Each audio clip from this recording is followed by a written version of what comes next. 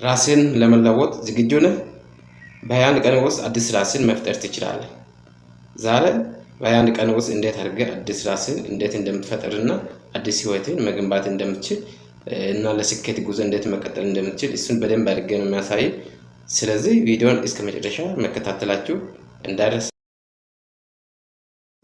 ብዙ ሰዎች ህይወታቸውን መለወጥ እንደሚፈልጉ ይናገራሉ፣ ግን እንዴት መጀመር እንዳለባቸው አያውቁም። ዛሬ ግን በዚህ ቪዲዮ እንዴት መጀመር እንደምትችልና እንዴት አድርገህ ራስን እንዴት እንደምትቀይር አሳያለሁ። ስለዚህ ዛሬ በ21 ቀን ውስጥ ህይወትህን ለመለወጥ የሚረዱ 5 ተግባራዊ ደረጃዎችን እንመለከታለን። ይህ የተረጋገጠ ዘዴ ነው ለመለወጥ። ስለዚህ ይህንን ደረጃዎችን መከተልና ማየት ያስፈልጋቸው። ስለዚህ ደረጃዎችና ሜቶዶች ምንድናቸው ከተባለ አንደኛና የመጀመሪያ ግብህን መወሰን ያስፈልጋል ማለት ነው። ግብህን መወሰን ማለት ምን አይነት ለውጥ ነው የምትፈልገው? ብዙ አይነት ለውጦች አሉ። ለምሳሌ ግልጽ የሆነ ግብ ማውጣት ነው። ምን አይነት ስኬት እንደምትፈልግ ግብ ሲባል መለወጥ በምን ዙሪያ መለወጥ ያስፈልጋል? ለምሳሌ ጤናማ መሆን አንድ ለውጥ ነው። አዲስ ልማድ መገንባት አንድ ለውጥ ነው። የስራ ስኬት ማግኘት አንድ ለውጥ ነው። ብዙ አይነት እንደዚህ አይነት ስኬቶች ነው። ስለዚህ በዚህ ዙሪያ ምን አይነት ለውጥ እንደምትፈልግ በ21 ቀን ውስጥ ምን አይነት ውጤታማ ህይወትን ማየት እንደምትፈልግ ግብህን መወሰን ያስፈልጋል። ስለዚህ ግብህን ከወሰንክ በኋላ በወረቀት ላይ መጻፍ ያስፈልጋል እና በወረቀት ላይ መጻፍ ሁላችሁ ይህንን ቪዲዮ ስትሰሙ ሀሳብና ምርጥ የሆነ መረጃ ለማግኘት እናንተም ወረቀት ካላችሁ ተግባራዊ ከማድረጋችሁ በፊት አሁንም በወረቀት ላይ እየጻፋችሁ ብትከታተሉ በጣም ጥሩና ምርጥ የሆነ መረጃ ታገኛላችሁ። ስለዚህ እናንተ ምን ታደርጋላችሁ? ግልጽ የሆነ ግብህን በወረቀት ላይ ማሳረፍ ወር በወረቀት ላይ ማስቀመጥ ያስፈልጋል። ለምሳሌ በ21 ቀን ውስጥ በየቀኑ 30 ደቂቃ እንቅስቃሴ አደርጋለሁ የሚል ሰው ግልጸኝነት የሚያሳይ ስኬትን የሚያሳይ ወረቀት ላይ ማሳየት ያስፈልጋል ማለት ነው። ይህንን ስታደርጉ ስኬታችሁን ያመቻቻል ማለት ነው እና የግብ መጻሕፍት እና የማሰብ ምስሎች ማግኘት ያስፈልጋቸዋል።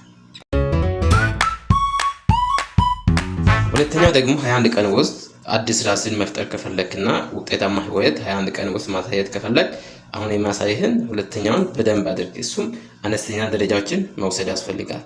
ከትልቅ ለውጥ አትጀምር። ማንኛውንም ነገር ከማድረግ በፊት ትልቅ ነገር አትጠብቅ። ከትልቅ ጀምራለሁ ብለህ ተስፋ አታድርግ። ከትንሽ ጀምር ማለት ነው። ማንኛውም ነገር የሚያድገው ከትንሽ ጀምሮ ወደ ትልቅ ያድጋል። ይህም ከዓላማ ጋር ተመሰርቷል። ስለዚህ አነስተኛ ደረጃዎችን መውሰድ ያስፈልጋል። ይህ ደግሞ ከትንሽ ነገር መጀመር። ለምሳሌ ተጨማሪ ውሃ መጠጣት ከፈለክ በቀን 1 ተጨማሪ ብርጭቆ ጀምር። በተከታታይ ተጨማሪ ውሃ በደንብ መጠጣት የምትፈልግ ከሆነ ዓላማ ይኖር እንደ ምሳሌ። ስለዚህ በቀን ተጨማሪ 1 ብርጭቆ ያረግ መጨመር ትችላለህ። ለሁሉም ነገር እንደዚህ አይነት ስታይሎችን መከተልና ማድረግ ትችላለህ። ስለዚህ በ21 ቀን ውስጥ እነዚህ ትናንሽ ትንሽ ድርጊቶችን ማድረግ ትልቅ ልማድ ይሆናል ማለት ነው። ሶስተኛውን ከመጀመራችን በፊት ለዚህ ቻናል አዲስ ከሆናችሁ ከታች ሳብስክራይብ የሚል ጽሑፍ አለ። እሱን ነክታችሁ ሁሌ ቪዲዮ ስንለቅ እንዲደርሳችሁ ሳብስክራይብ የሚል ጽሑፍ ጫን ታደርጋላችሁ እላለሁ እና ሶስተኛ የቀን መጠንቀቂያ መጠቀም። ይህ ማለት ለውጥን ለመከተል የቀን መጠንቀቂያ ወይም ማስታወሻ ተጠቀም። በስልክህ ላይ ማንቂያ አዘጋጅ። አላርም አይነት ነገሮችን ማዘጋጀት ወይም በቀን መጨረሻ ምን እንዳደረክ ጻፍ። ይህ ቁርጠኝነትህን ያጠናክራል ማለት ነው። ሶስተኛ የቀን መጠንቀቂያ ተጠንቀቅ ወር መጠቀም ያስፈልጋል ማለት ነው። አራተኛ አካባቢህን ቀይር።